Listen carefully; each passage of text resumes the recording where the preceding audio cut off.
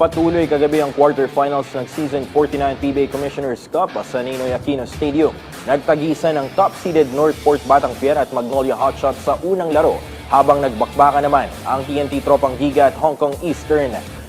Ang kabuang detalye sa ulat ng teammate natin na si Rafael Bandayrel. Nagbakbakan ng number 1 team ng PBA na Northport Batang Pier at Magnolia Hotshots sa quarterfinals ng Season 49 Commissioner's Cup kagabi sa Ninoy Aquino Stadium. At sa nasabing laro, pinatunayan ng Batang Pier kung bakit sila ang team to beat ngayong season matapos pataubin ng Hotshots 113-110. Pinangunahan ng import na si Kadim Jack ang koponan nang gumawa ng double-double 30 points and 10 rebounds na may kasama pang 5 steals at 3 blocks. Hindi rin nagpahuli ang best player of the conference frontrunner na si Arvin Tolentino. Nakapagdala ang 6'5" forward ng 25 markers on 10-4-15 shooting.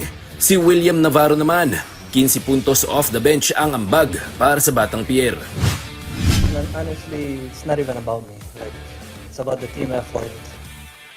So, yun, I'm just happy na everyone, like on the second half, we shared more.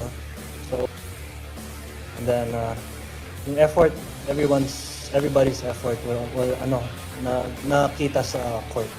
Dahil dito, uusad na sa semi-final round ang Northport. Ito ang kanilang unang semis appearance mula taong 2019.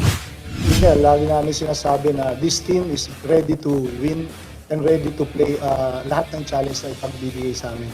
Like what happened these crucial minutes, nag-stick lang kami as a team.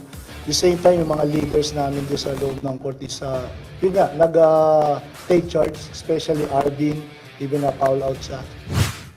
Samantala sa ikalawang laro ng doubleheader, tampok ang bakbakang 2 versus 7 seed sa pagitan ng TNT Tropang Giga at Hong Kong Eastern. Pinag-impake at pinabalik na sa Hong Kong ng tropa ang guest team ng kasalukuyang conference matapos nilang talunin ng Eastern 109-93. Nagningning para sa kanyang koponan si superstar import Ronday Hollis Jefferson na nagtala ng malahalimaw na 31 points and 15 rebounds. Dahil dito aabante na rin sa semifinals ang TNT kung saan tatagpuin nila ang mananalo sa serye ng Converge Fiber Xers at Rain or Shine Elasto Painters. Rafael Bandayrel para sa Atletang Pilipino, para sa Bagong Pilipinas.